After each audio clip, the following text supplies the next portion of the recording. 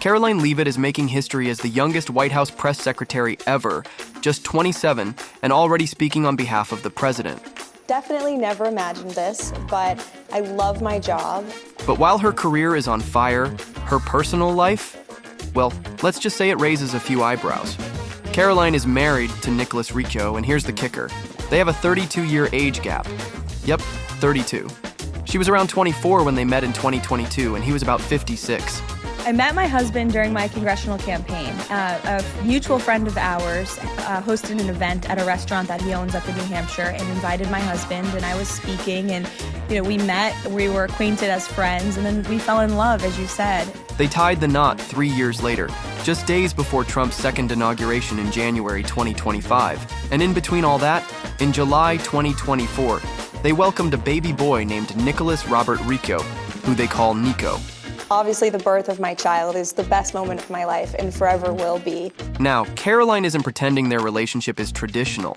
I can't date him. He's 59 or Yes, 57. of course. I mean, it's very atypical love story. And honestly, that might be putting it lightly. For starters, she's admitted that she and Rico are total opposites. He's an introvert, complete opposite of me, she once wrote on Instagram. Now, sure, opposites attract, we've all heard that one, but being on totally different ends of the personality spectrum can get tricky. Relationship experts actually say that if one person is too extroverted and the other too introverted, it might cause friction. It's all about balance and, most importantly, communication. If they're not talking through those differences regularly, things can easily go sideways. You gotta speak your truth. It's the only way, I believe. And then there's the whole social media thing. Karoline is all over it, posting updates, sharing milestones, and even gushing over her husband online. But Riccio, he doesn't even have social media. She once shared, "I respect his privacy on here." And honestly, that's a good thing. Respecting boundaries is always a win, but it does highlight how different they are generationally. When one partner thrives off digital expression and the other avoids it completely, it can lead to misunderstandings or even feelings of imbalance. Imagine pouring your heart out in a sweet post, and the other person can't or won't reciprocate publicly. That could start to sting after a while. Yes, that's exactly right. What's also worth noting is how Riccio has adapted to Karoline's rising career. She's constantly on the move, and according to her, he's the one who often travels with her and their son. And I'm very blessed to have a great support system, an incredible husband who's the best father to our little son. On one hand, it's great that he has the flexibility. He's a property mogul with big dreams of owning a sports team one day. But when one partner starts making all the sacrifices, that can be a problem. She even admitted that Riccio gets more time with their child than she does, and that being away from the baby every day is emotionally, physically, spiritually tough. I think every working mother understands the demands, and no matter where you are or what you're doing, there is a sense of guilt. You feel like when you're with your baby, you should be focused on your job, and when you're at your job, you want to be with your baby. So what happens if that dynamic shifts too far? If Riccio feels like he's constantly the one adjusting, pressing pause on his own goals, doing the majority of parenting, resentment could easily creep in.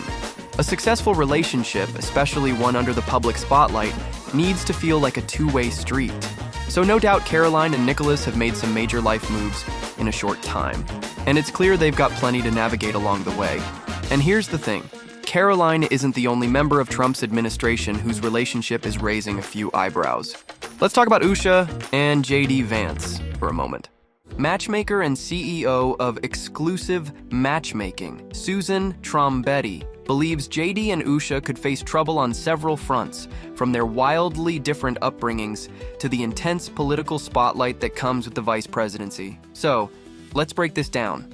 First off, JD and Usha come from completely different backgrounds. They met at Yale Law School in 2013 and tied the knot the next year. We were friends first because, who wouldn't want to be friends with JD? He was then, as now, the most interesting person I knew. JD has built his political image around outspoken anti-woke rhetoric, while Usha was working at a progressive law firm in San Francisco. She only left that job when JD was chosen as Trump's VP pick. JD's upbringing, however, was far from easy. He grew up in the Rust Belt of Ohio, in a home that was anything but stable. Raised mostly by his grandmother, JD had to navigate life with a mother who struggled with substance abuse. His memoir, Hillbilly Elegy, tells the tough story of those years. It occurred to me that there are things happening in our community, from the addiction crisis to family breakdown to also the economic problems that exist in the community. And on the flip side, Usha had a very different upbringing. She was raised in a loving Hindu household, surrounded by a strong sense of tradition and family. I grew up in San Diego, in a middle-class community.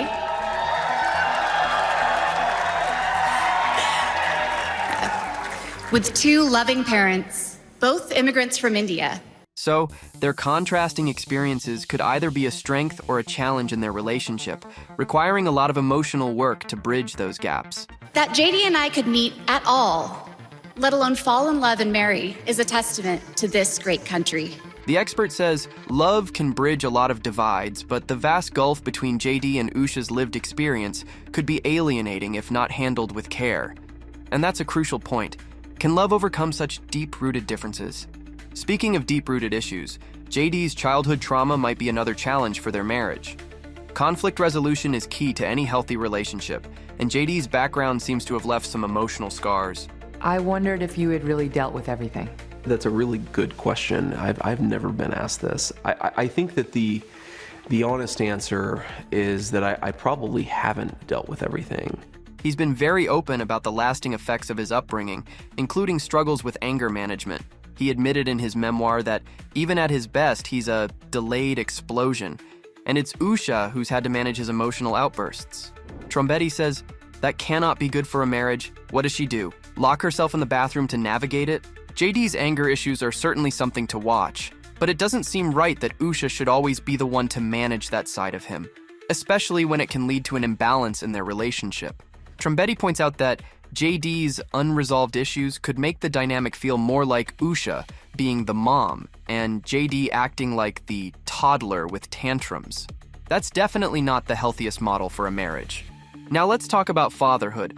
JD and Usha have 3 kids, sons Ewan and Vivek, and daughter Mirabelle. But JD doesn't always come across as the most involved dad. In fact, he's been known to refer to their children as her kids rather than our kids. Trombetti calls this out, saying, they have equal ownership of the children, so where are his vested feelings? You know, she's got 3 kids. Obviously, I help with the kids. Body language expert Dr. Jack Brown also noticed some distancing behaviors when JD referred to his children. When he said, my wife has 3 children, he didn't mention his kids by name or even acknowledge himself as their father. Red flags, right?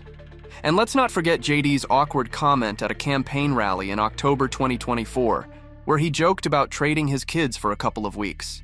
That probably didn't sit well with Usha, and it adds extra pressure to their already complicated relationship. Another concerning aspect of their relationship is JD's approach to religion.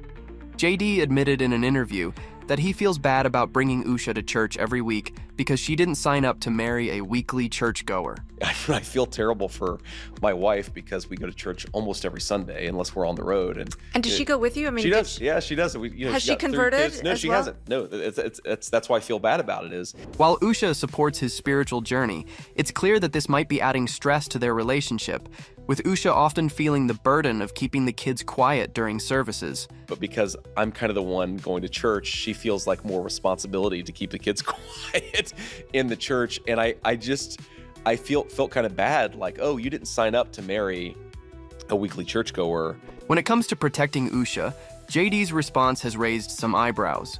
He addressed the white supremacist attacks directed at her because of her Indian heritage, but instead of strongly condemning the attacks, he focused more on expressing his love and admiration for Usha and highlighting her qualities. His response didn't sit well with many on social media, who called it weird and pathetic. They questioned why he didn't take a stronger stand to defend his wife against the attacks. I love my wife. I'm very proud of her. I'm extremely lucky to have met her and to have gotten the chance to build a life with her. And my attitude on this is if people want to attack me, attack my policy views, they're welcome to. I signed up for it. My wife didn't sign up for it, and by the way, she's way out of their league, the people who are attacking her. Finally, JD's political ambitions could put even more strain on their relationship. As vice president, JD will have to constantly present a united front with Trump, no matter the circumstances. Usha, on the other hand, was a registered Democrat until 2014, the same year she married JD. While she's kept her political views private, it's hard to imagine that she agrees with everything Trump's administration stands for.